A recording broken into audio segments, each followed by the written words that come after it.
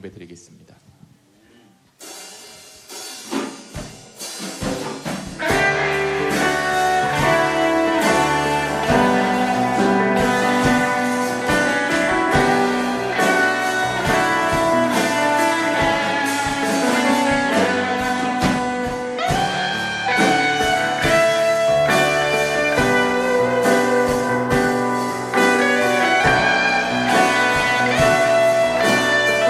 생명샘 솟아나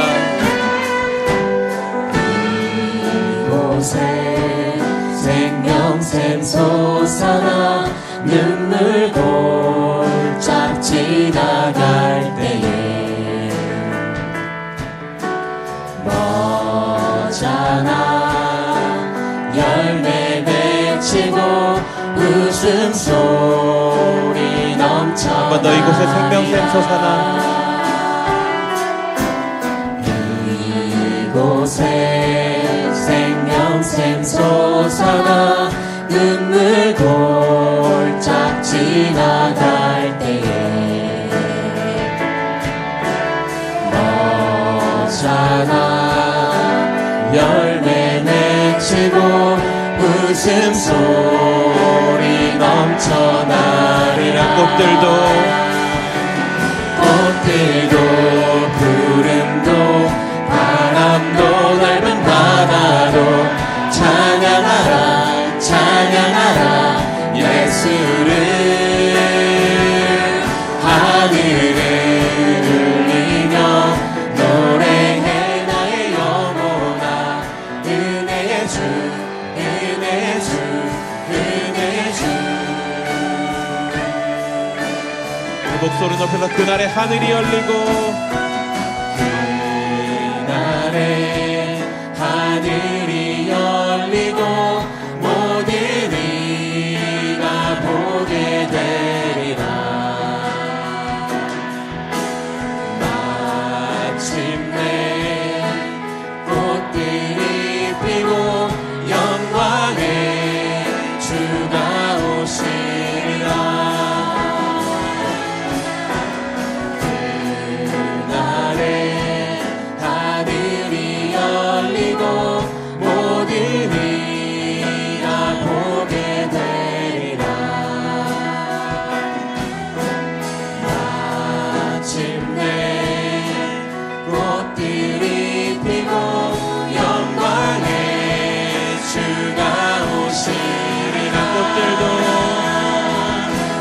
꽃들도 구름도 바람도 넓은 바다도 찬양하라 찬양하라 예수를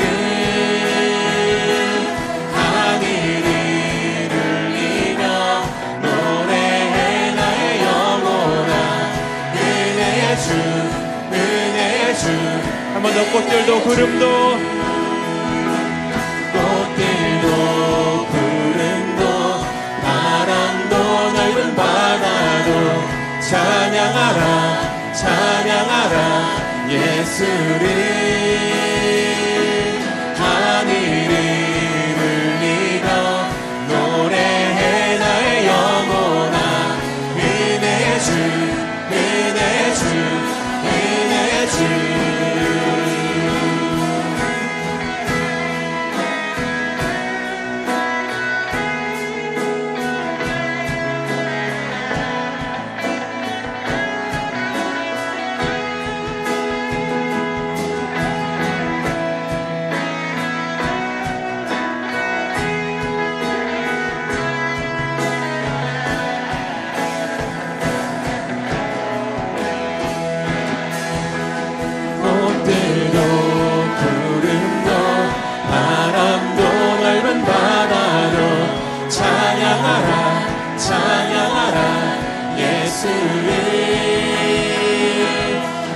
하늘을 울리며 노래해 나의 영혼아 은혜의 주 은혜의 주 마지막 꽃들도 구름도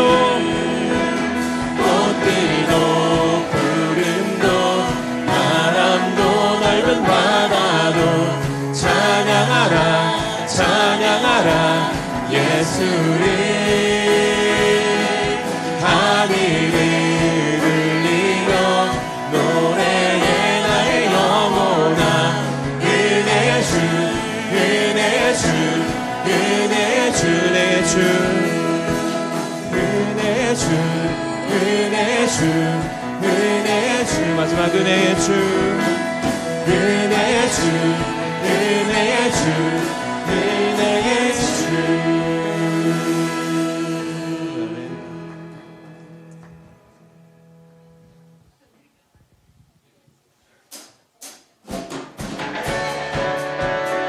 은혜의 주님만이 우리의 힘되심을 고백하면서 우리 주님만 높이며 찬양 드리겠습니다.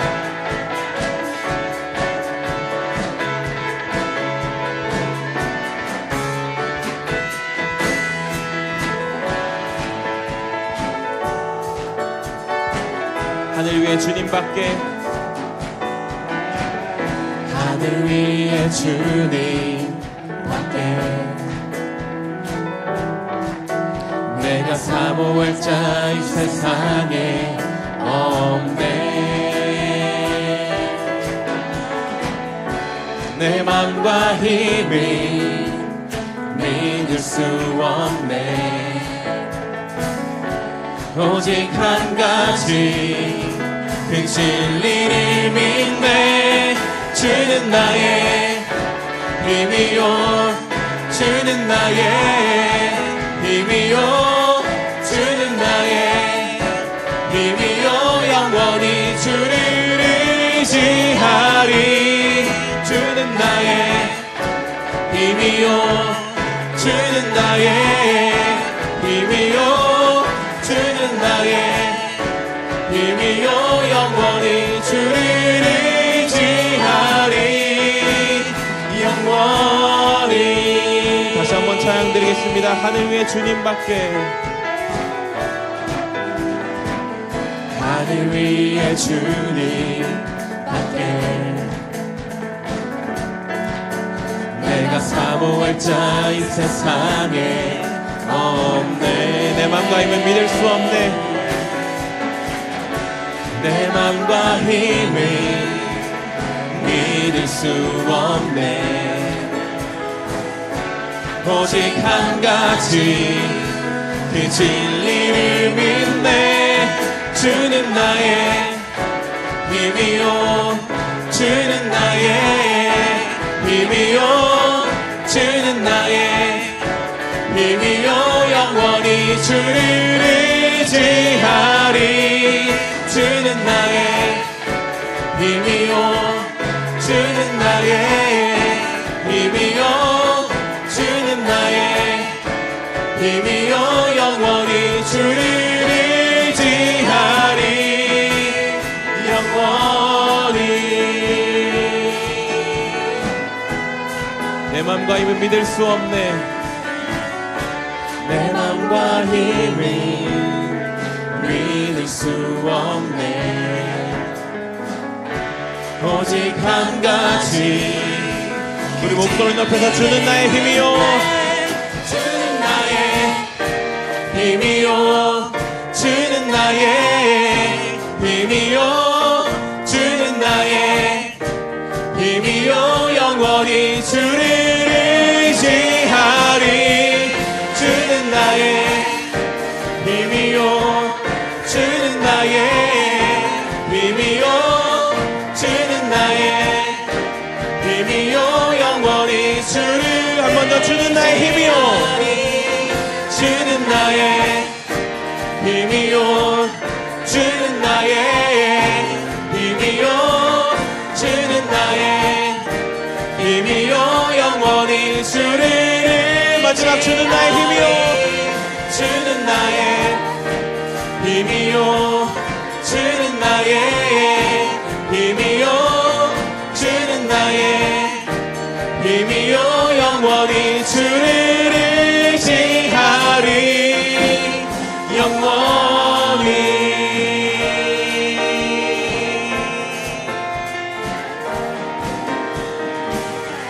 아멘. 주님께 영광의 박수 올려드리겠습니다. 우리는 오늘 피었다 지는 꽃처럼 연약한 인생일지도 모르지만 온 땅의 주인 되시는 우리 주님이 우리를 끝까지 돌보아 주실 줄로 믿습니다. 주님의 크신 사랑을 우리 마음 다해서 마지막으로 고백하겠습니다. 온 땅에 주인 되신 주님이 내 이름 아시며 상한망 돌보네. 어둠을 밝히시는 새벽별 방황하는 내 맘 주의 길 비추시네. 나로 인함이 아닌 나로 인함이 아닌 주가 행하신 일로 나의 행함이 아닌 오직 주로 인하여 나는 오늘 피었다 지는 이름 없는 꽃과 같네.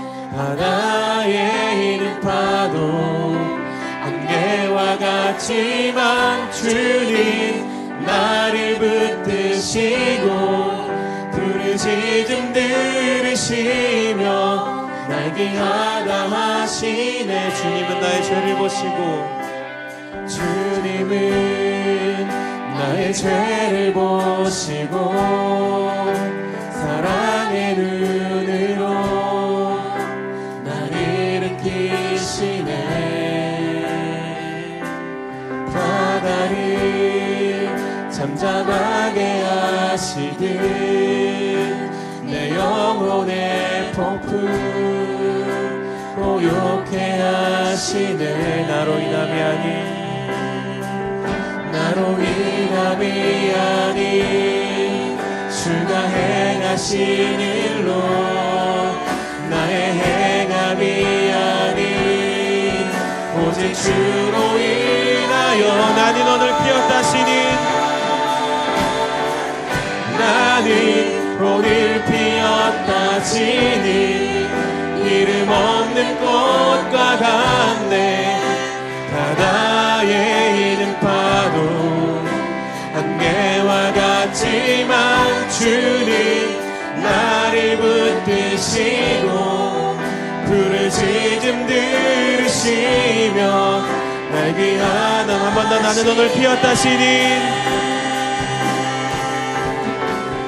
나는 오늘 피었다 지는 이름 없는 꽃과 같네. 바다에 있는 파도 안개와 같지만 주는 나를 붙드시고 부르짖음 들으시며 날 귀하다 하시네.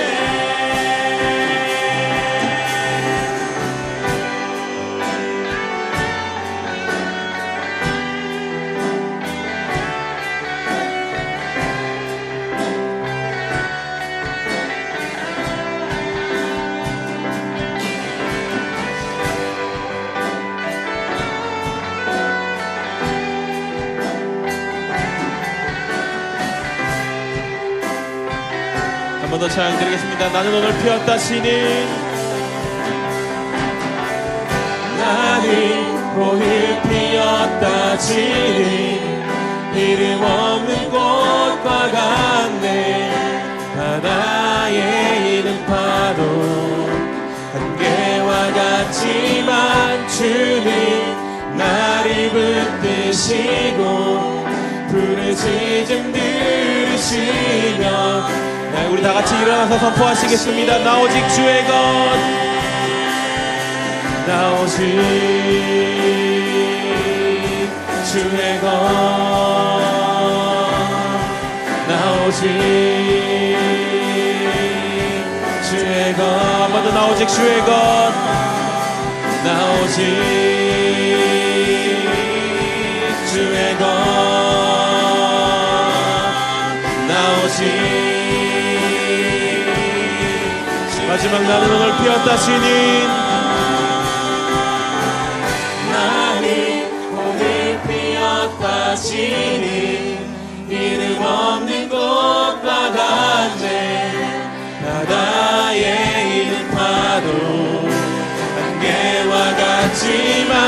주님 나를 붙드시고 부르짖음 들으시며 날 귀하다 하시네.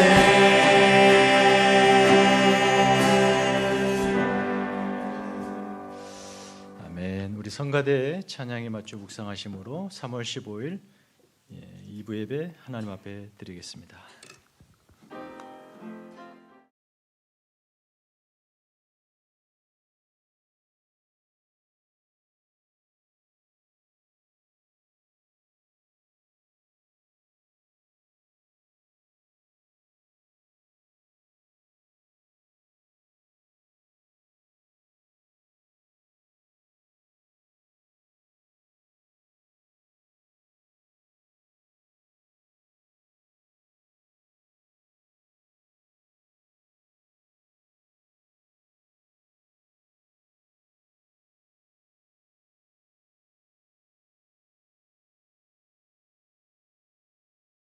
주의 장막이 어찌 그리 사랑스러운지요. 내 영혼이 여호와의 궁정을 사모하여 쇠학하며 내 마음의 육체가 살아계신 하나님께 부르짖나이다. 그곳에 많은 샘이 있을 것이며 이른 비가 복을 채워주나이다. 악인의 장막에서 사는 곳보다 내 하나님의 성전 문지기로 있는 것이 좋사오니 만군의 여호와여 주께 의지하는 자는 복이 있나이다. 아멘. 우리 다 함께 개회 찬양 드리겠습니다. 오늘도 우리의 예배를 받으실 하나님 앞에 두 손 들고 찬양 올립니다.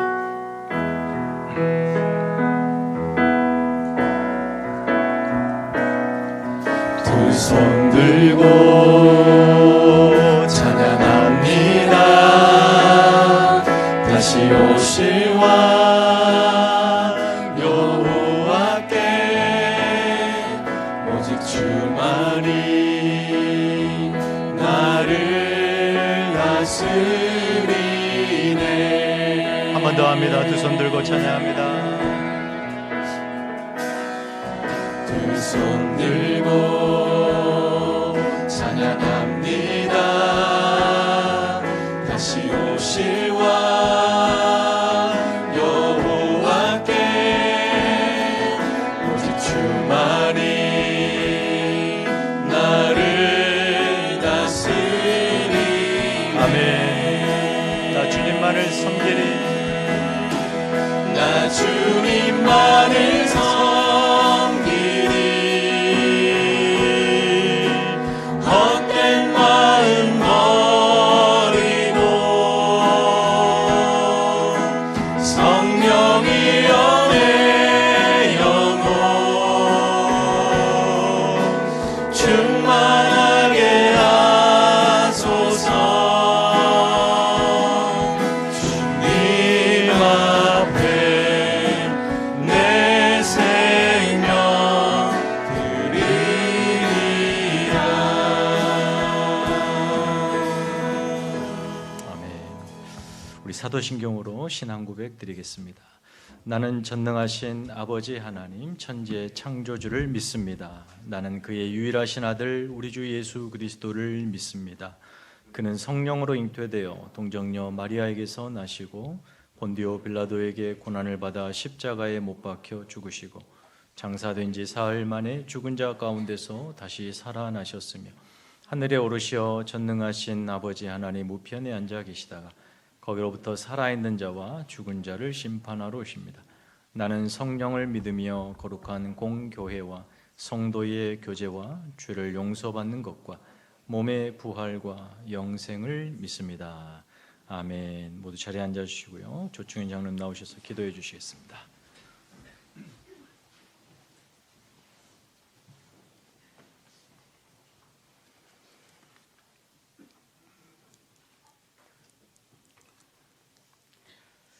거룩하신 하나님, 사순절을 지나며 저희 연약함을 다시 바라보게 하시고 어둠과 사망의 길로 향해 달려가던 저희를 예수 그리스도의 십자가로 돌이켜 주심에 감사드립니다. 주께서 정해주신 이 거룩한 주일 감사와 경외함으로 주 앞에 나옵니다. 우리 모두의 마음 문을 열어 주님만 바라봅니다. 지난 한 주간도 저희 곁에 동행하시며 죄와 유혹 그 수렁의 깊은 가운데 빠지지 않도록 또 붙들어 주셨음을 또 감사드립니다. 작은 일상생활 속에서도 베푸신 은혜로 하루하루를 살아내게 하신 주님의 손길을 기억하며 이 모든 것이 나의 능력이 아닌 오직 주님의 도우시었음을 또 고백드립니다. 지금 이 세상 나라들은 여전히 탐욕과 또 권력으로 가득 차 있으며 또 자신만의 정의의 이름을 빌려 거짓을 퍼뜨리고 생명의 존엄을 가볍게 여기는 풍조가 또 만연합니다. 홍수처럼 쏟아지는 세상의 소식이 우리의 마음을 흔들고 염려와 분노 속으로 우리를 끌어내리려 할 때 더욱 주님께 시선을 고정하게 하시고 우리의 마음이 주님으로부터 멀어지지 않도록 지켜주시옵소서. 비록 우리의 삶의 형편은 여전히 어렵고 신분 문제, 건강, 취업 등 여러 현실의 무게가 우리를 누르지만 저희를 부르신 주님을 신뢰하며 주님의 때에 이루실 약속을 붙잡고 또 나아갑니다. 말씀 묵상 속에서 우리가 더욱 더 낮아지고 더욱 주님만을 의지하는 믿음을 허락하여 주옵소서. 오늘 수련회를 마치는 2세 학생부를 위해 기도드립니다. 어린 시절부터 하나님을 알고 말씀 위에 바로 서는 세대로 자라게 하시고 또 이를 위해 헌신하시는 교육 목사님과 교사들에게 새 힘과 위로를 더하여 주옵소서. 또한 새로운 임직자를 세우는 한 주를 앞두고 있습니다. 주께서 세우신 일꾼들을 통해 교회가 더욱 하나 되고 맡기신 사명을 기쁨으로 잘 감당하게 하옵시고 또 겸손과 섬김으로 아름답게 세워지는 저희 헬리팩스 교회가 되게 하옵소서. 이 시간 주님의 말씀 앞에 섭니다. 최병필 목사님을 통해 선포되는 말씀을 통해 우리의 마음을 깨우쳐 주시고 또 사순절의 깊은 의미를 다시 한번 새기게 하옵소서. 우리의 마음과 정성을 다해 주님께 집중하며 또 만유의 주 되신 주님을 온전히 경배하는 시간 되게 하옵소서. 우리 주 예수 그리스도의 이름으로 기도드립니다.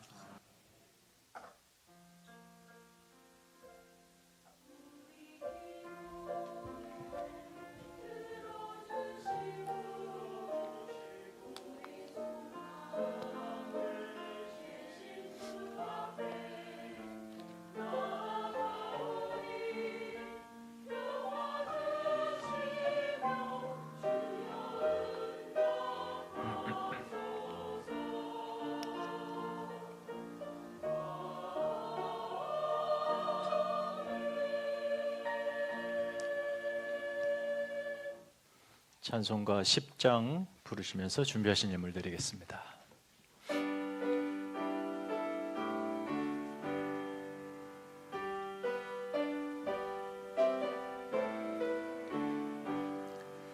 전능왕 오셔서 주 이름 찬송케 하옵소서. 영광과 권능의 성부여 오셔서 우리를 다스려 주옵소서. 강생한 성자여 오셔서 기도를 들으소서. 택하신 백성을 복내려 주시고 거룩한 마음을 주옵소서. 위로의 주 성령 오셔서 큰 증거 주옵소서. 전능한 주시여 각 사람 마음에서 떠나지 마시고 계십소서. 성삼위일체께 한없는 찬송을 드립니다. 존귀한 주님을 영광 중 배웠고 영원히 모시게 하옵소서. 아멘. 드려진 예물 위해서 잠시 기도하겠습니다. 거룩하신 주님, 한 주간도 저희들의 삶에 동행하시고 또 이렇게 거룩한 주일 이곳에 한자리에 모아주셔서 우리의 찬송과 또 예배를 받으시고자 우리의 모두를 예수 그리스도의 십자가로 묶어주심을 감사합니다. 우리의 생명이 주께 있습니다. 우리의 모든 생애가 하나님의 뜻 가운데 펼쳐지고 있습니다. 그러므로 담대하게 우리의 주어진 삶에 하나님께서 목적하시는 바를 신실하게 이루어드리는 성실한 크리스찬들 될 수 있도록 도와주옵소서. 매주일 모여드리는 이 예배 가운데 한없는 은혜를 부어주시고 말씀을 통하여 성도의 심령을 새롭게 하시며 힘을 주셔서 그 능력에 덧입어 주어진 한 주 한 주를 믿음으로 사는 저희 모두가 되게 하여 주옵소서. 우리의 각 가정들의 삶의 형편들을 주께 온전히 올려드립니다. 필요에 따라 하나님께서 적절한 때에 그 공급하여 주시고 하나님께서 하나님 되심을 각 가정에 성실하게 증명하실 때마다 우리가 그 하나님을 믿음으로 보게 하시고 고백하게 하시고 신뢰할 수 있는 모든 가정이 되게 하여 주옵소서. 각자의 기도의 제목들 하나님 응답하여 주시고 또 이곳 가운데 매주 드리는 예배의 자리에 나오면서 마음과 정성과 예물을 드리며 구별하여 모든 것을 드리오니 하나님 한 분 영광 받아 주시옵소서. 예수님의 이름으로 기도하옵나이다. 아멘. 오늘 저희 교회 방문하신 새 교우가 있습니다. 박지민 성도님, 지원, 시원 우리 두 자녀가 있습니다. 손 한번 들어주시겠어요? 네, 저 맨 뒤쪽에 계십니다. 네.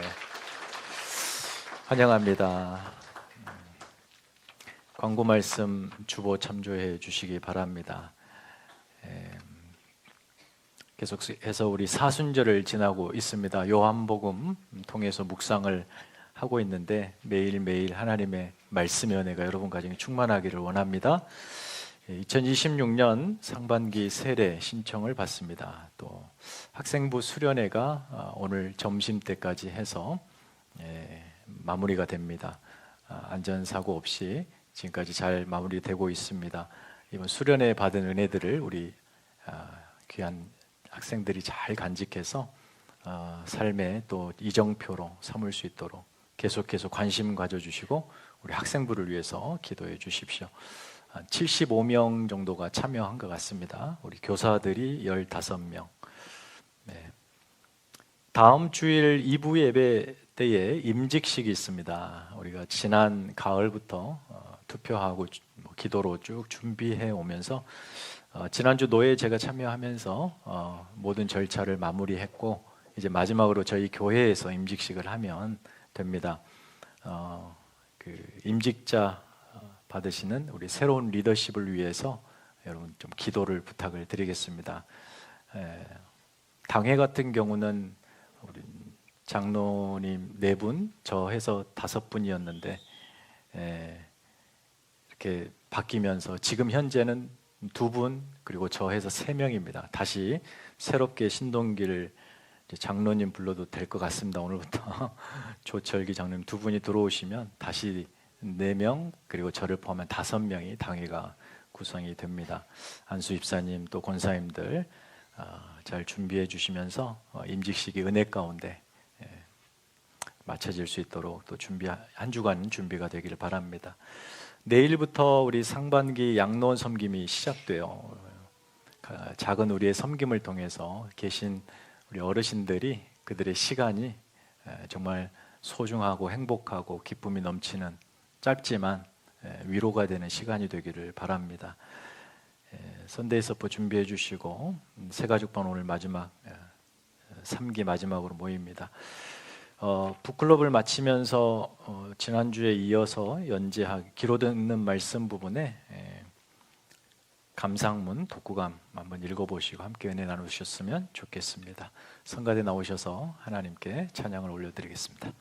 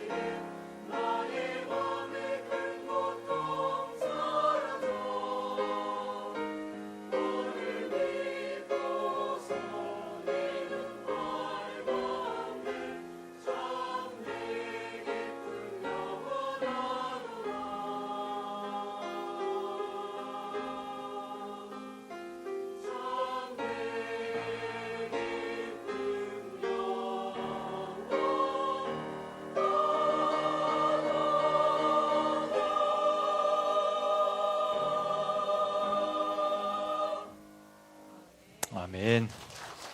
하나님께 영광의 박수 올려드립니다. 감사합니다.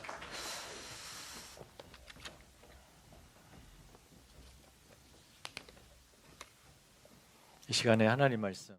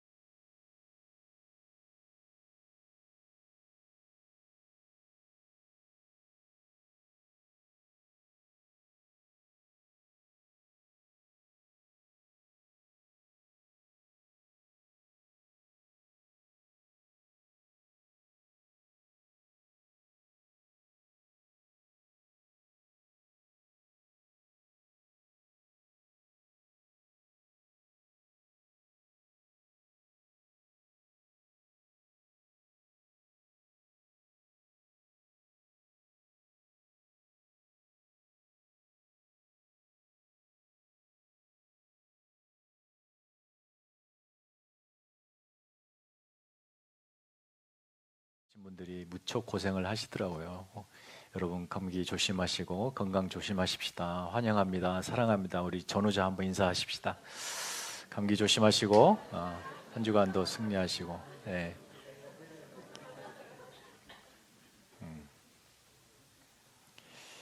네. 다 인사하셨죠? 네. 우리 오늘 말씀을 16장 18절에서 20절까지만 읽었습니다만 제가 오늘은 좀 진도 속도를 좀 내가지고 18장까지 가보려고 합니다.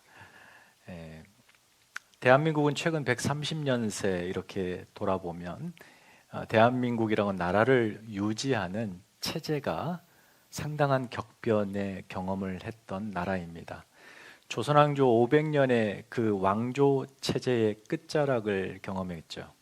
그리고 1910년 경술국지 일본의 식민지가 되면서 식민체제를 35년간 경험합니다.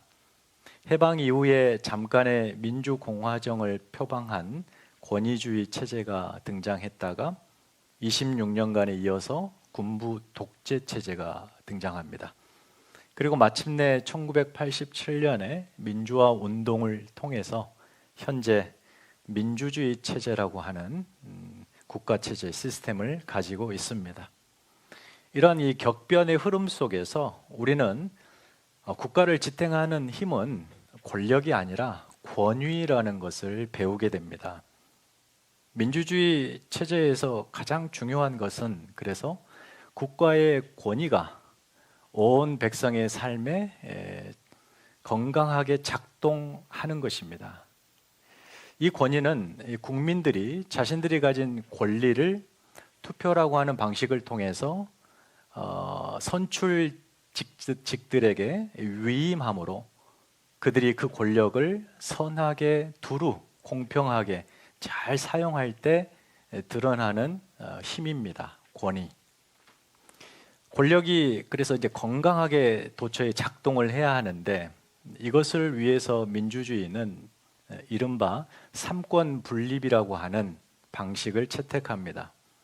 입법, 사법, 행정이 권력을 서로 균등하게 나누어 가짐으로써 특정 한 부류의 권력이 쏠리지 않도록 서로 견제하고 또 균형을 맞추어 그 권력이 두루 잘 발휘될 수 있게 하는 시스템이죠. 이것이 무너져서 어느 한쪽으로 권력 쏠림 현상이 발생하게 되면 이제 그때 쿠데타가 일어날 수도 있고 또 독재로 바뀔 수가 있는 겁니다. 그런 불안정함도 가지고 있습니다만 각자가 권력을 잘 실행한다는 전제하에서 대단히 이상적인 시스템입니다. 그래서 권력의 상호 견제와 균형은 이 민주주의를 떠받들고 있는 시스템, 그 원동력입니다. 여러분이 잘 아시지만 입법부는 법을 개정하고 만들죠. 그래서 국민이 선출한 국회의원들이 국회를 구성하고 법을 개정한다든지 새로운 법을 만듭니다. 입법권의 수장은 국회의장이죠. 사법부는 법 전문가들인 법원이라고 하는 그 집단 재판관들이 헌법에 근거한 재판을 통해서 나라의 정의를 실현하는 기관입니다. 그래서 이 사법부의 수장은 대법원장이죠. 행정부는 입법부, 국회가 만든 법을 실제 삶에 실행하는 집단이에요. 시행하는 기관입니다. 행정부의 수장은 국민이 선출한 대통령입니다. 그래서 민주주의 국가인 대한민국의 의전 서열이라는 것이 대통령, 국회의장, 대법관 이렇게 되는 거죠. 대법원장. 그러나 이것은 어떤 권력의 크기, 권력의 서열은 아닙니다. 물론 대통령제에서 대통령이 이렇게 도드라지게 표현 드러나고 있지만 아무리 대통령이라고 해도 입법권과 이 사법권의 권한을 침해할 수가 없습니다. 만약에 그렇게 침해하게 되면 탄핵을 당하게 되는 거죠. 이것이 오늘날 인간의 자유와 권리를 최대로 보장할 수 있다고 하는 이상적인 국가 체제인 민주주의입니다. 그런데 여러분, 지금부터 이제 3,500년 전에 우리가 지금 보고 있는 신명기 시대로 들어가 보면 16장 오늘 본문에서부터 저 18장까지 쭉 읽어가면 바로 그 오늘 본문 속에 아주 이와 비슷한 체제가 등장하고 있습니다. 이스라엘은 사실 정확히 말하자면 신정 체제입니다. 하나님이 그 나라를 다스리죠. 그래서 모든 권위의 출발은 하나님이십니다. 하나님으로부터 권위가 나오고 권력이 나옵니다. 그리고 하나님이 위임한 그 어떤 대상자들이 그 권위를 가지고 권력을 시행하는 시스템이에요. 비슷하죠. 신적인 권위가 있는 법, 율법입니다.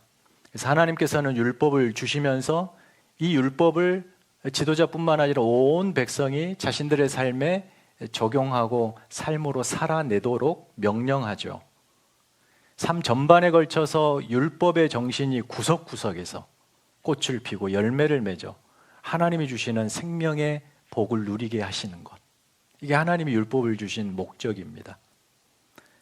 이 율법이 그래서 잘 시행돼야 되겠죠. 위에서부터 아래까지, 가까이에서부터 저 멀리까지. 모두가 하나님의 권위에 복종하고 권위의 이 결정체인 율법에 순종할 때 그들은 생명을 맛봅니다. 이것이 바로 하나님이 통치하시는 신정체제라는 거예요. 그러한 하나님의 통치가 온전히 실행되도록 하나님께서는 그냥 모두에게 보편적으로 율법 지켜라가 아니고 그 시스템을 잘 작동하게 하도록 그룹의 리더십을 하나님이 정하시고 그들에게 신적 권위를 위임하십니다. 그 대상들이 오늘 제가 말씀한 본문의 그 범위 안에 4가지 리더십이 등장해요. 이것이 바로 이스라엘을 거룩한 하나님 나라로 유지하는 국가 시스템이에요. 첫 번째 제사장, 두 번째 왕, 재판장, 두 번째 왕, 세 번째 제사장, 네 번째 선지자입니다. 그 본문에 따라서 18장까지 이어지는데 오늘은 그렇게 길지 않습니다. 저 부분을 다 커버하려고 합니다. 이스라엘을 그러니까 하나님께서 거룩한 나라로 만드시겠다라고 제정하신 일종의 거룩 시스템입니다. 지금 우리의 본문은 광야 40년 끝자락에서 모세가 가나안 입성을 앞둔 이스라엘 백성에게 주는 말씀입니다. 돌아보면 지금으로 그때로부터 40년간 이들이 광야를 쭉 돌아왔거든요. 광야를 지나면서 광야 끝자락에서 모세가 가나안의 이 입성을 앞둔 이들에게 이 율법을 주는데 자세히 보면 모세가 아까 그 계속 띄워주셔도 돼요. 그 4가지의 역할을 40년 동안 해왔습니다. 광야로 딱 나올 때부터 모세가 뭐 하냐면 이스라엘 백성을 재판합니다. 하루 종일 앉아서 그 뭐 200만이 되니까 얼마나 서로 간에 충돌이 많겠어요. 그래서 시시비비를 가려야 되니까 모세 앞에 나와요. 백성들이 그 뙤약볕, 광야 뙤약볕에서 쭉 줄을 서 있습니다. 하루 종일 모세는 재판하느라 찐을 빼죠. 뭐 이런 에어컨이 나오는 사무실에서 하는 것도 아니고 햇볕이 내리쬐는 광야에서 한다고 생각을 해보십시오. 모세의 장인 이드로가 어느 날 방문해요. 모세를 보고 그렇게 하고 있는 모습에 경악합니다. 그리고 어이 사우 그렇게 하면 안 되지. 자네뿐만 아니라 저 백성들까지 다 죽는다네. 이렇게 하세. 1000명을 대표하는 1000부장을 뽑고 100부장을 뽑고 50부장을 뽑고 10부장을 뽑아서 그들로 하여금 소소한 것들을 해결하게 하고 중요한 것들만 자네에게 가져와 자네가 하면 되지 않겠는가.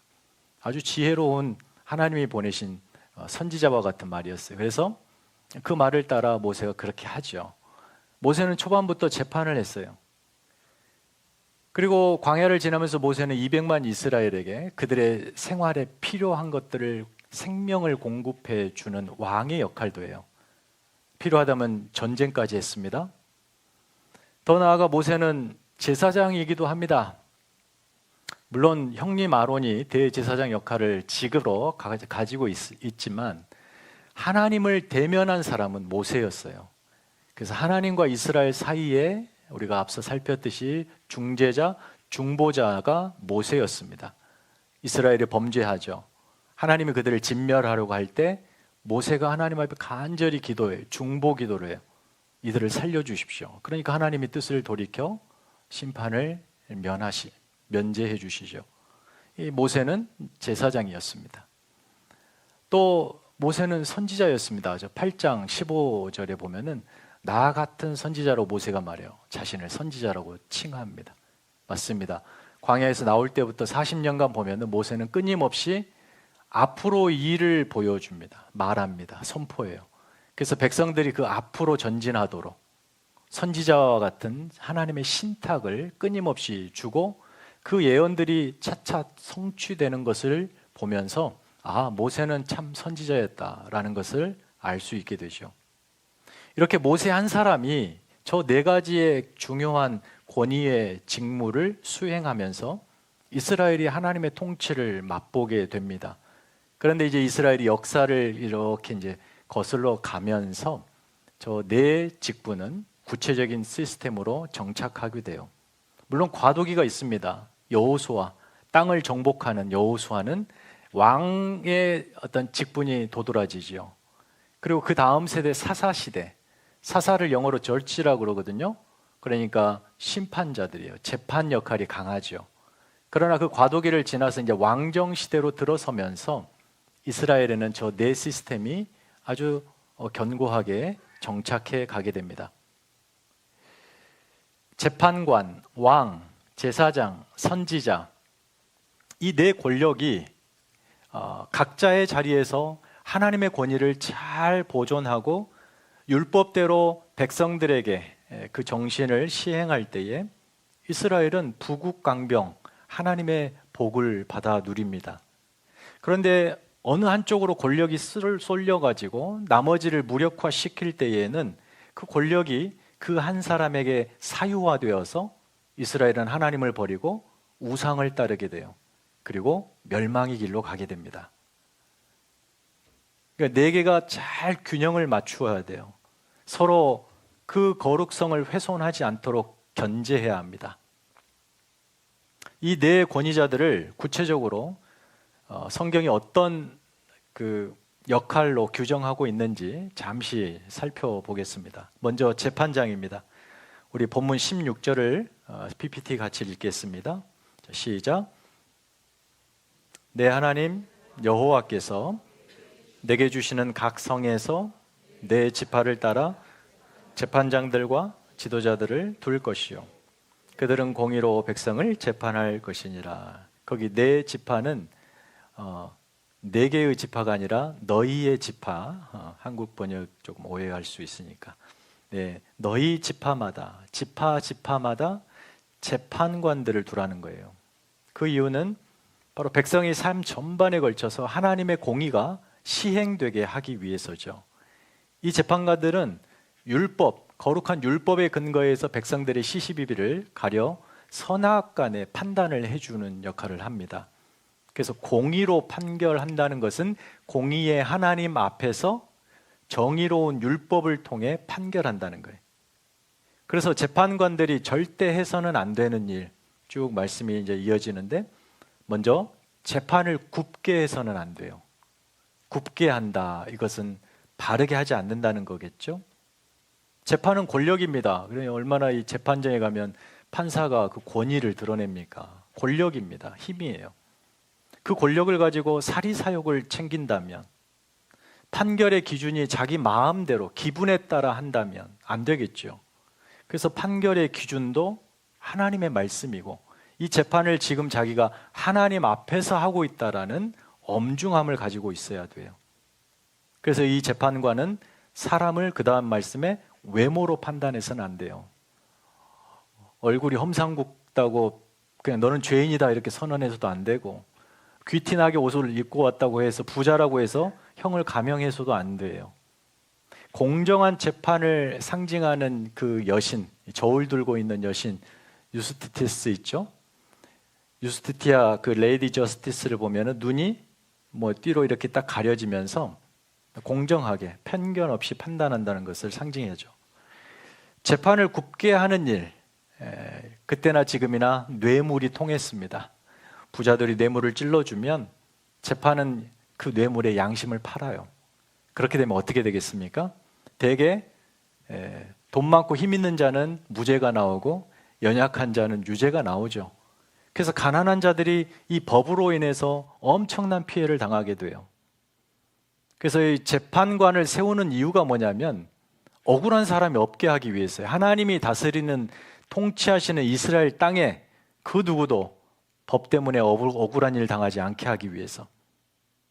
그리고 공동체 안에 죄를 명확하게 제거하기 위한 시스템이기도 합니다. 이것을 실패하게 되면 어떻게 됩니까? 공동체는 죄가 만연하게 될 것이고, 억울한 가난한 사람들은 이 억울함에 부르짖음이 하늘에 닿을 거예요. 이스라엘의 거룩의 시스템이 무너지는 거예요.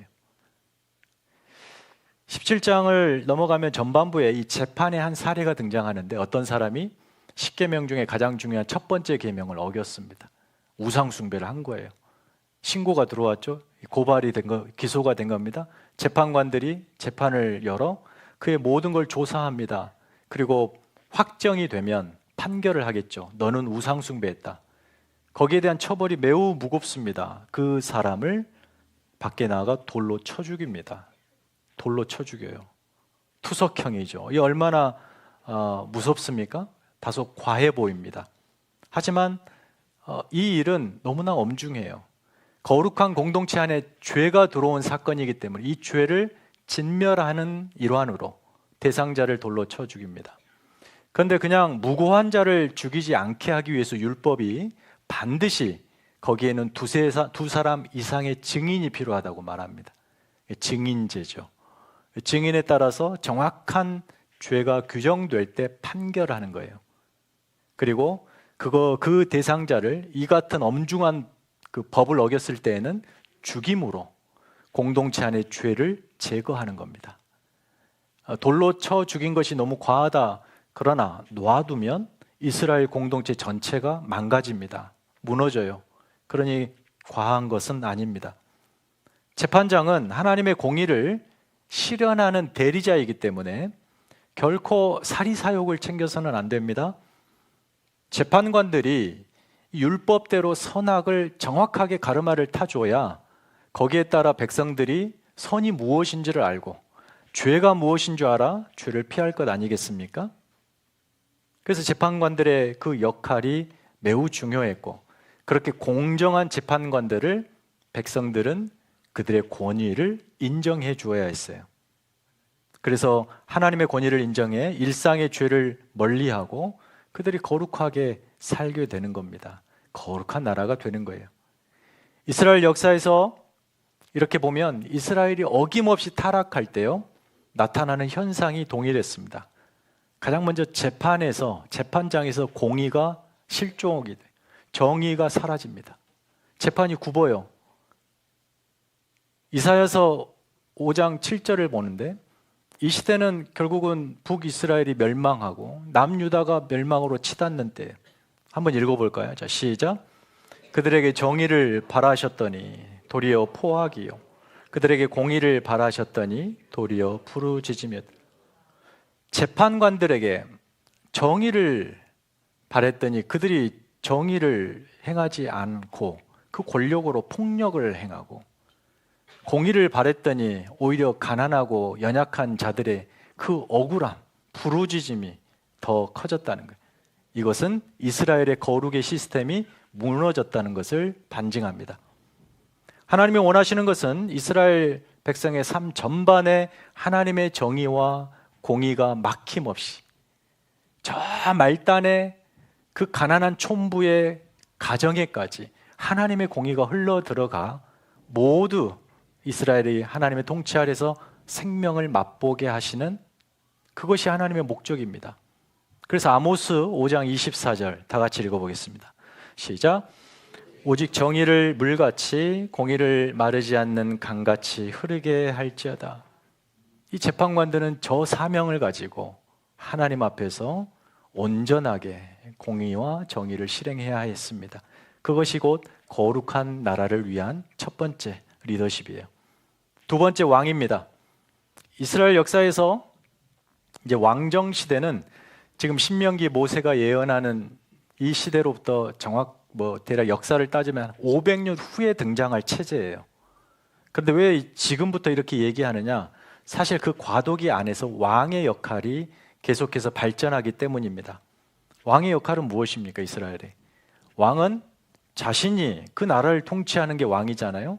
그러나 이스라엘에게서 왕은 하나님이 이스라엘을 통치하시는 참 왕이라는 것을 대변하는, 증언하는 자예요. 대리 통치자죠. 그래서 백성들로 하여금 우리의 참 왕은 저 왕을 통해서 다스리는 하나님이시구나라는 것을 알게 되는 것입니다. 그러므로 이 왕은 절대 자기 스스로가 왕 노릇을 해서는 안 돼요. 그래서 스스로 내가 왕이 되어 통치하겠다라고 했을 때 이 사람은 반드시 먼저 이렇게 합니다. 군사력을 모아요. 자기 힘을 기르려고 군사력을 모아요. 그래서 성경이 17장으로 가면 16절에 그는 병마를 많이 두지 말지니 명령합니다. 왕은 절대 병마를 많이 두어서는 안 돼요. 왜요? 이스라엘 왕은 하나님이세요. 하나님이 통치하시고 다스려요. 사람이, 이 인간 왕이 자기 권력을 키워서 자기가 다스리는 것이 아니기 때문에 병마를 많이 모을 필요가 없습니다. 실제 이스라엘의 왕정 체제에 들어가면서 초대 왕이 사울이었습니다. 사울은 초반에 연약하고 미약한 자신을 왕으로 세우신 하나님에 대해서 인정하면서 두려움으로 그 직을 수행합니다. 하나님이 이스라엘 왕이라는 것을 처음에 잘 증언해요. 그러다가 어느 순간부터 이 나라 내가 한번 왕이 돼볼까 하는 탐심이 들어와 그가 왕이 됩니다. 그래서 사울이 진짜 왕이 되면서부터 그가 가장 먼저 했던 게 뭔지 아십니까? 싸움 잘하는 사람들을 곁으로 모으기 시작합니다. 군사력을 증강시켜요. 자기가 책임지겠다는 겁니다. 이스라엘을. 그래서 타락하죠. 결국 사울의 운명은 나라를 지키지도 못하고 심지어 자기 가족조차도 지키지 못하는 비극을, 참극을 맞아 인생을 마감하게 되죠. 두 번째는 이 왕이 해서는 안 될 게 뭐냐면 17장 17절에 이런 말이 있습니다. 왕은 아내를 많이 두지 마라. 아내를 많이 두지 마라. 이 아내를 많이 둔다는 것은 성적으로 너무 밝히지 마라 이 말이 아니라 주변국과 정략 결혼을 해서 동맹을 맺지 말라는 거예요. 왜 그렇죠? 왜 동맹을 맺죠? 서로 우호적으로 힘을 함께 나누어 강한 나라를 만들자고 연합하는 거죠. 이스라엘은 그럴 필요가 없어요. 왜요? 이스라엘의 왕은 하나님이시기 때문에. 그래서 동맹 맺으려고 정략 결혼을 할 필요가 없어요. 아내를 많이 둘 필요가 없어요. 근데 여러분이 잘 아시다시피 왕정 시대 이스라엘의 3대 왕인 솔로몬 시대, 솔로몬에게 첩이 아내가 토탈 1000명이 넘었습니다. 여자를 밝힌 것도 있을 수도 있겠습니다만 그게 중요한 게 아니라 각 주변의 아주 소수 부족부터 시작해서 큰 나라에 이르기까지 솔로몬이 철저하게 정략 결혼을 통해서 자신의 왕권을 강화했다는 것을 의미하죠. 그것은 이스라엘이 아닙니다. 하나님이 통치하시는 일이에요. 결국 솔로몬의 나라가 어떻게 됩니까? 그 정략 결혼으로 들어온 이방 여인들이, 왕비들이 가지고 온 우상들이 이스라엘 전체를 물들어 우상 숭배 나라가 되게 하고 결국 왕부터 백성에 이르기까지 전부 하나님으로부터 등을 돌립니다. 그리고 망하게 돼요. 왕은 오늘날 우리 민주주의 시대 체제의 행정수반인 대통령처럼 법을 백성들의 현실에 정말 실제적으로 구체적으로 정확하게 이행하는, 집행하는 일을 하는 리더입니다. 그것을 위해 왕은 언제나 아주 중요한 부분이에요. 율법을 자기 옆에 두고 살아야 돼요. 왕은 그 율법을 제대로 시행해야 되니까. 그 본문이, 재미난 본문이 17장 18, 19절에 있는데 우리 PPT 한번 읽어볼까요? 시작. 그가 왕위에 오르거든 이 율법서의 등사본을 레위 사람 제사장 앞에서 책에 기록하여 평생에 자기 옆에 두고 읽어 그의 하나님 여호와 경외하기를 배우며 이 율법의 모든 말과 이 규례를 지켜 행할 것이라.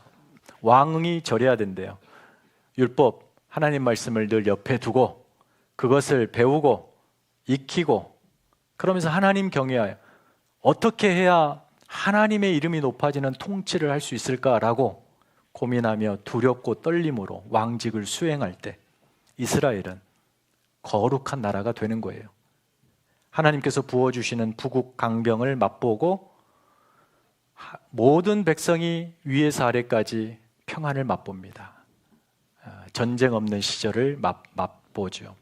그러나 왕이, 이러한 리더십을 가진 중요한 위치에 있는 왕이 하나님을 버리고 스스로 왕이 되려 할 때 그가 힘을 키워야 되기 때문에 우상과 손을 잡고 주변 이방 나라와 섞여 살면서 결국 모든 백성을 우상 숭배로 빠뜨리게 되는 아주 위험한 인물이 되게 돼요. 이스라엘은 패망하게 됩니다. 그래서 왕이라는 직분도 거룩한 나라 시스템에서 정말 중요한 하나의 기둥입니다. 세 번째 권위자인 제사장이 등장해요. 우리가 저 앞에서도 신명기 앞에서 살펴보았듯이 제사장은 레위 지파에서 나오지 않습니까? 레위 지파 사람들은 땅을 갖지 않습니다. 분배받지 않아요. 12지파는 다 땅을 분배받아 가지만 레위 지파는 레위 지파만 모여서 살지도 않아요. 전부 다 흩어져서 각 지파로 조금씩 흩어져 들어가 살아가는 사람들이 레위인들이에요. 제사장들입니다. 그 지파에 들어가서 뭐 하죠? 그들이 하나님을 온전히 예배할 수 있도록 성소 예배를 중재해주는 중재자 역할을 함과 동시에 그들에게 하나님의 율법을 하나하나 한 땀 한 땀 가르쳐주는 교사 역할을 하는 겁니다. 그래서 이 레위 지파는 12개로 쪼개집니다. 땅이 없어요. 재산이 소유가 스스로 만들지 않아요. 그래서 어떻게 존재하죠? 각 지파의 사람들이 11조를 바쳤을 때 거기서 10분의 1을 구별하여 주죠. 우리가 앞서 11조 이야기 나누면서 살펴보았을 때 이 거룩하고 정말 풍요로운 생명의 잔치가 있지 않습니까? 그때 11조를 가져왔고 레위인이 함께 그 풍요를 노리는데 그 자리에 또 누가 있죠? 가난한 자들이 있습니다. 가난한 자들. 그러니까 레위 이 제사장들이 지파로 흩어져 들어가서 하는 역할은 그 지파, 그 마을에 가난한 사람도 이 하나님의 공의와 은혜를 맛보게 하도록 그들을 끌어들여 함께 하나님의 복을 누리게 하는 매우 중요한 거룩한 리더십이죠. 그래서 제사장의 역할은 너무나 중요했습니다. 그들을 거룩한 자리로 이끄는 영적 리더들이죠. 그런 그들이 땅도 없고 재산도 쌓을 필요가 없는 그들이 어느 순간에 땅을 탐내요. 재산을 탐합니다. 그러면서 권력을 축적하고 부를 축적하려고 합니다. 그렇게 되면 어떻게 될까요? 당연히 그들이 속한 그 마을 안에 지파 안에 가난한 자들이 제일 먼저 소외될 거예요. 그리고 그들을 착취하게 될 거예요. 그런 일들이 언제 일어납니까? 신약시대 예수님 시대에 바로 그런 현실이 만연했습니다. 종교 지도자들, 최고의 권력과 정점에 누가 있어요? 대제사장들이 있어요.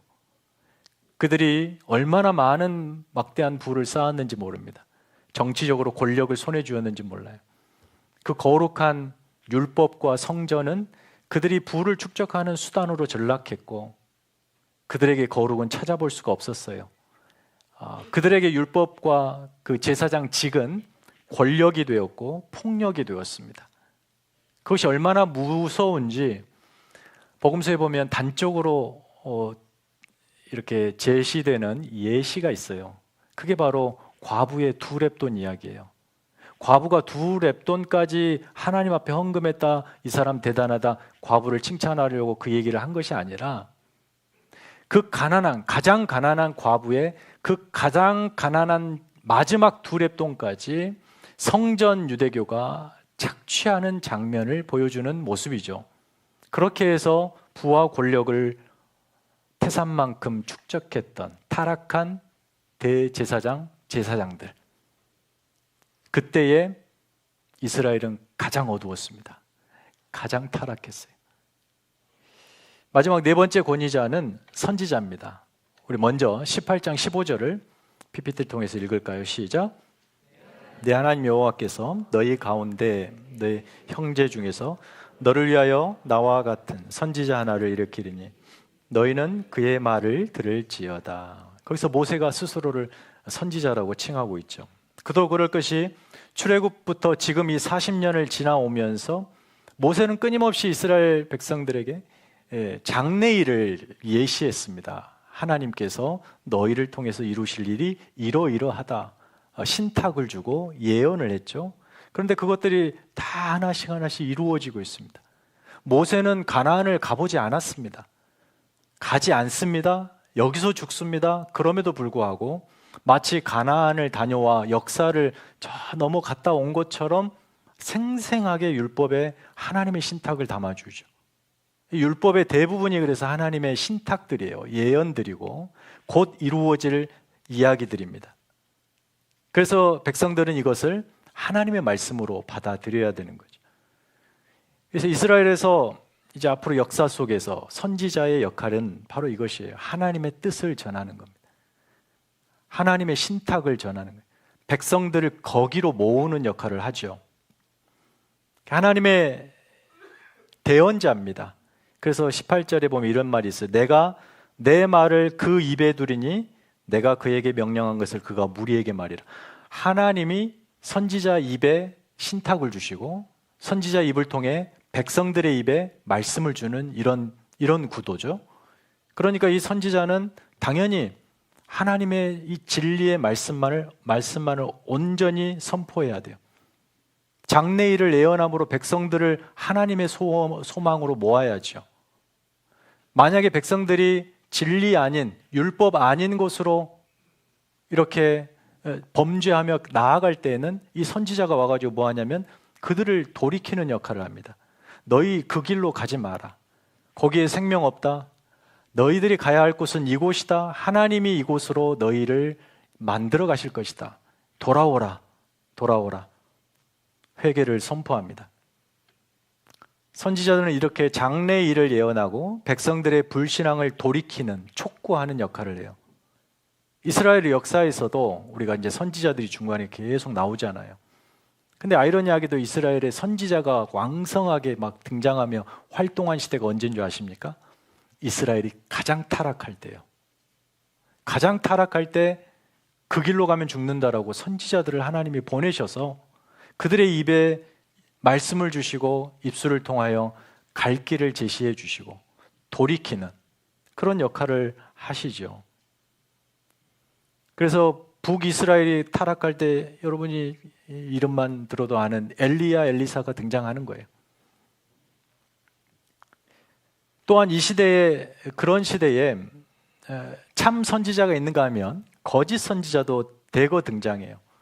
하나님의 이름을 도용하며 거짓 신탁으로 백성들의 마음을 왜곡시켜서 사리사욕을 취하는 자들이죠. 명확한 기준이 뭐겠습니까? 누가 참 선지자인가? 당연히 그가 예언한 것이 현실로 이루어지면 참 선지자예요. 그래서 거짓 선지자에 대한 율법의 규정이 18장 20절에 보면 이렇게 나와요. 만일 어떤 선지자가 지 마음대로 말하면 그 선지자는 죽임을 당할 것이다. 엄중하죠. 선지자는 거룩한 메시지를 전하고 백성들은 그 메시지에 순종하며 자신들을 살피고 진리 가운데 소망을 가지고 사는 거예요. 이것이 바로 이스라엘의 거룩한 나라 시스템입니다. 자, 이렇게 여러분 들으시냐고 고생이 많으셨어요. 4가지. 하나님의 권위를 위임받은 이 4가지 권위자들을 우리가 살폈는데, 보신 바와 같이 이스라엘 백성의 삶 전반의 곳곳에서 섬기는 리더십들이에요. 거룩한 리더십. 이들이 하나님 앞에서 신실하게 각자의 역할을 감당할 때 이스라엘은 거룩한 나라가 되고 하나님의 축복을, 복을 온 전체가 그분의 공의와 정의를 맛보게 됩니다.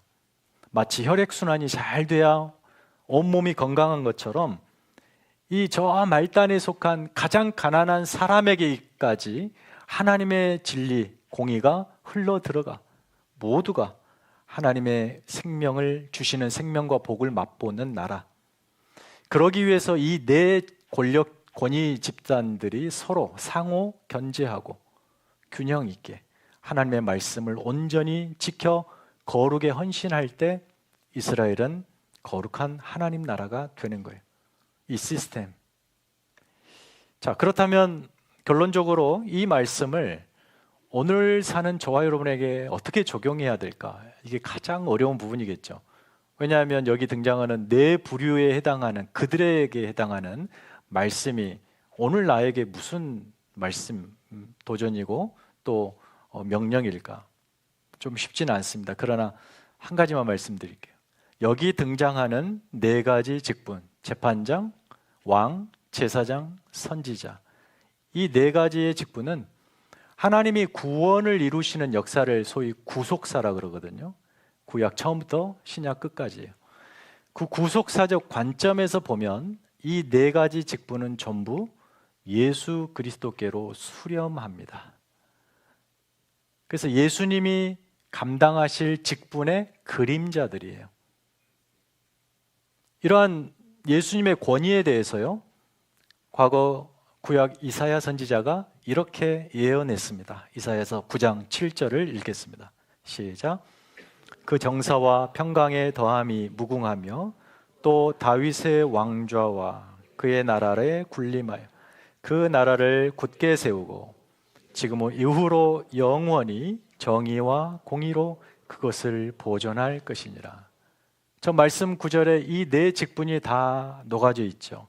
정의와 공의를 실현하는 재판장이시고 나라를 영원히 다스리는 왕이시며 하나님과의 화목을 통해 샬롬, 평강을 주시는 제사장이며 그리고 하나님의 뜻을 영원히 알리는 선지자 역할을 하는 거예요. 그래서 아까 우리가 읽었던 신명기 18장 15절에 나와 같은 선지자를 하나를 보내겠다 하고 이 예언이 궁극적으로 예수님을 통해서 성취가 되는 거예요.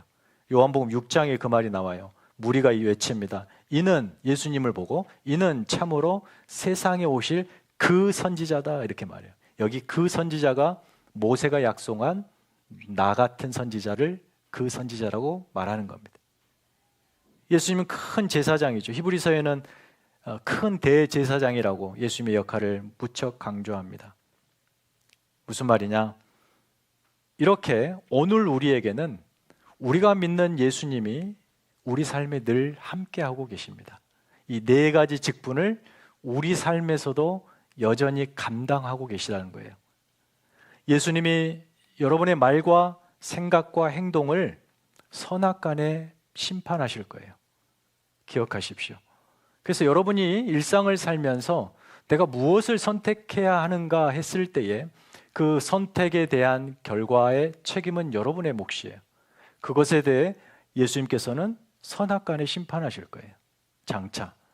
그러나 내 판단이 실수가 또 잘못으로 선이 아니라고 하더라도 주님은 우리의 그런 연약함을 보듬으시고 용서하시고 은혜를 베풀어 주시고 선으로 우리를 이끌어 주시는 역할을 합니다. 이게 바로 재판장의 역할이죠. 우리의 모든 것을 그분이 주목하고 계시다. 그러면 여러분이 하나하나 행동에도 우리가 거룩해야 된다는 의식을 갖지 않겠어요? 내가 무엇을 하든 어떤 말을 하든 행동을 하든 주님이 그걸 보고 계신다고 생각하면 좀 더 내가 진실하게, 의롭게, 정의롭게 살지 않겠어요? 하나님의 성품을 닮아서. 그래서 내 삶에 하나님의 공의와 정의가 강물처럼 흘러 넘치도록 예수께서는 우리에게 그 크신 은혜를 베푸시면서 우리와 동행하고 계시다는 거예요. 누구야? 너 그거 선택하면 안 돼. 그 길에 생명 없어. 하나님이 기뻐하시지 않아. 오히려 이것을 선택해야지. 우리에게 자꾸 마음에 말씀하시고 또 말씀을 통해서 깨닫게 하시고 그렇게 우리를 이끌어 주시는 분이 재판장 되시는 예수 그리스도라는 거예요. 두 번째로 예수님이 우리를 통치하시는 유일한 왕이시죠. 그러니 여러분의 삶의 주인이 여러분 스스로가 되지 않기를 경계해야 합니다. 끊임없이 내 안에는 내 인생을 내가 다스리고 싶은 욕망이 막 북쳐 오릅니다. 내가 왕이 되어 내 삶을 스스로 다스리려고 할 때 뭐가 필요합니까? 능력이 필요하잖아요. 그래서 돈을 모아야 되고 군사력을 모아야 됩니다. 그리고 주변국과 정략 결혼을 해야 됩니다.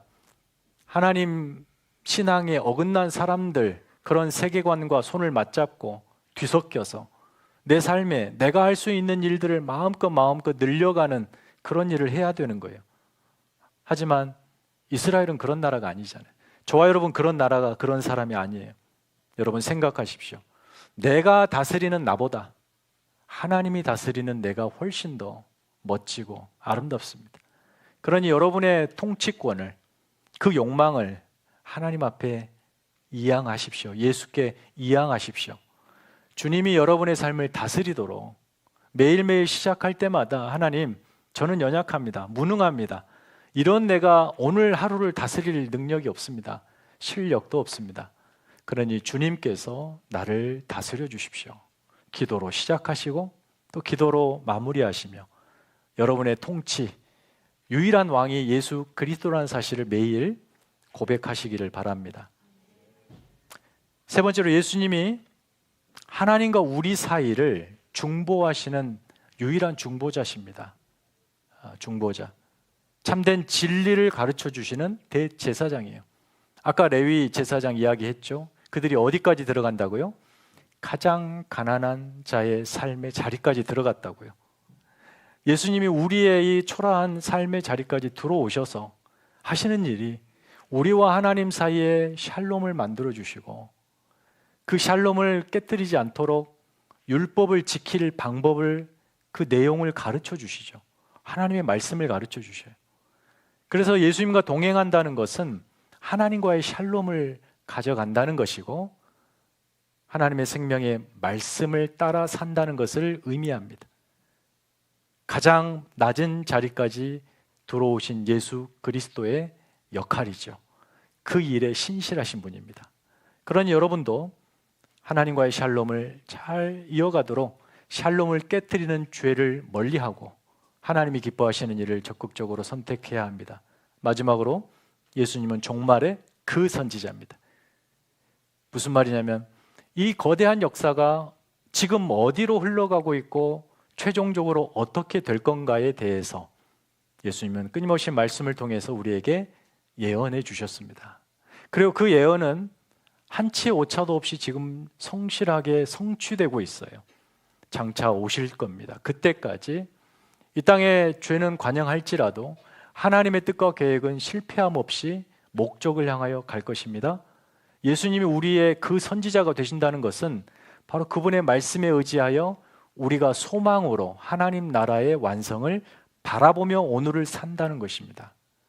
썩어 없어지고 위태로운 보이는 세상이 아니라 보이지 않지만 신실하신 하나님 만들어가는 그 생명 영광의 하나님 나라를 보고 그것이 나의 소망이 되고 영원한 그 하나님 나라가 나의 기쁨이 되는 그런 삶을 살게 하시도록 선지자 되신 주님이 우리와 늘 동행하신다는 거예요. 매주일 선포되는 이 말씀을 하나님의 신탁으로 들으시고 그 말씀에 힘입어 한 주 한 주 승리하시는 여러분 되기를 바랍니다.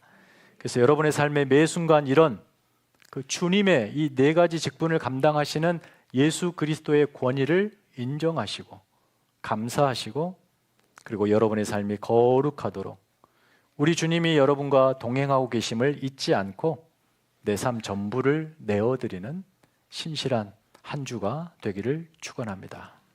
다 함께 일어서셔서 찬양하겠습니다.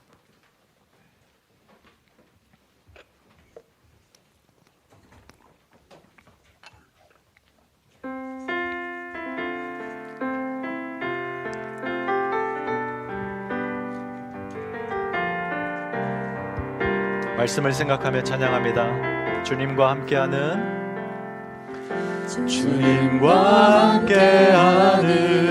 이 고요한 시간 주님의 보좌 앞에 내 마음을 쏟네. 모든 것 아시는 주님께 감출 것 없네. 내 맘과 정성 다해 주 바라나이다. 나 염려하지 않아도 내 쓸 것 아시니 나 오직 주의 얼굴 구하게 하소서. 다 이해할 수 없을 때라도 감사하며 날마다 순종하며 주 따르오리다. 온 마음 다해 사랑합니다. 온 마음 다해 주 알기 원하는 내 모든 삶 당신 것이니 주만 섬기리. 온 마음 마지막으로 한 번 더 합니다. 온 마음 다해 온 마음 다해 찬양합니다. 온 마음 다해 주 알기 원하는 내 모든 삶 당신 것이니 주만 섬기리. 온 마음 다해. 사랑하는 성도 여러분, 이 시간에 우리 함께 기도할 때에 재판장 되시고 왕 되시고 제사장 되시고 선지자 되신 이 하나님의 아들 주님 예수께서 여러분의 삶에 매일매일 동행하고 계시답니다. 그래서 여러분의 삶이 거룩한 하나님 나라가 되고 하나님이 약속하신 하늘의 생명과 은혜와 복을 마음껏 누리도록 여러분의 삶에 일하고 계시답니다. 그 신실하신 주님이 우리와 동행하시다면 우리는 어떻게 해야 될까요? 그분의 권위를 인정하고 우리의 삶을 적극적으로 내어드리고 주님께 감추어서 이 부분은 내가 알아서 하겠습니다 할 필요가 없는 모든 걸 다 내어주고 통치권을 이양하여 온전히 하나님이 다스리시도록, 그리고 나는 그분의 말씀에 순종하며 그분을 사랑하며 거룩하게 살아가는 것, 이것이 우리 인생이 맛볼 최고의 행복이고 만족 아니겠습니까? 매일매일 그렇게 주님과 신실하게 동행하는 거룩한 하나님 나라가 되게 해 주십시오. 이렇게 함께 기도하겠습니다. 하나님 아버지 감사합니다. 주님 우리와 동행하십니다. 재판장 되시고 왕이 되시고 제사장 되시고 선지자 되신 주님께서 우리와 동행하고 계십니다. 하나님의 놀라운 복과 은혜를 마음껏 받아 누릴 수 있도록 신실하신 주님이 우리 삶에 역사하십니다. 그러니 주님과 동행하는 우리가 우리의 책임을 다하여서 하나님을 뜨겁게 사랑하고 주님을 더 깊이 알아가고 하나님의 말씀을 사모하고 그 말씀에 충성하고 순종하기를 다짐하는 우리의 믿음의 신자들이 되게 하여 주시옵소서. 그래 우리의 삶 모든 영역 전반에 걸쳐서 하나님의 통치, 하나님의 공의, 하나님의 정의가 온전히 실현되어서 생명이 풍요한 하나님의 역사가 되고 영광이 되고 기쁨이 되고 만족이 되고 하나님 앞에 부끄럽지 않는 거룩한 삶이 되게 하여 주시옵소서. 하나님 우리의 삶을 동행하여 주시고 한 주 한 주 주님 우리의 삶에 함께 하셔서 우리의 삶을 통하여 영광을 받으시옵소서. 다스려 주시옵소서. 하나님이 함께 하여 주시옵소서. 하나님 아버지 감사합니다. 독생자 예수 그리스도를 미천하고 초라한 우리의 삶에 보내주시고 살 수 없는 우리에게 생명을 공급하사 주님이 우리의 삶에 동행하게 하셔서 영원한 하나님 나라 그날까지 인도하시는 보호자로 동행자로 우리 주님으로 삼아주심을 감사합니다. 신실하게 역사하시는 주님을 기억하여 우리 편에 우리가 해야 할 언약적 책임을 다하게 하여 주옵소서. 주님이 우리를 판단하시고 다스리시고 중보하시고 장래로 이끌고 계시다는 것을 한시도 잊지 않게 하시고 거기에 걸맞게 사는 하나님의 백성이 되게 하여 주옵소서. 그래서 매일매일 하나님이 하늘로부터 부어주시는 생명과 은혜와 복을 마음껏 받아 누리며 기뻐하고 만족하며 그 사랑을 마음껏 세상을 향하여 나누는 하나님의 백성이 되게 하여 주시옵소서. 한 주간도 주님 그렇게 신실하게 동행하실 것을 믿습니다.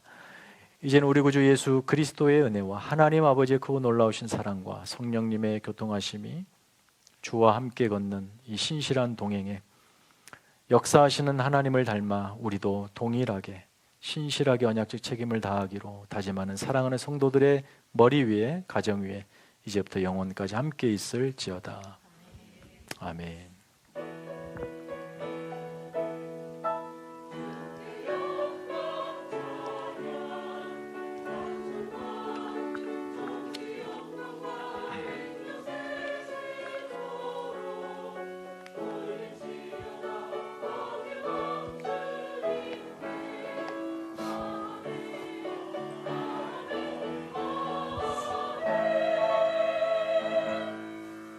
예배를 마칩니다. 짐에서 교제 나눌 수 있기를 바랍니다. 감사합니다.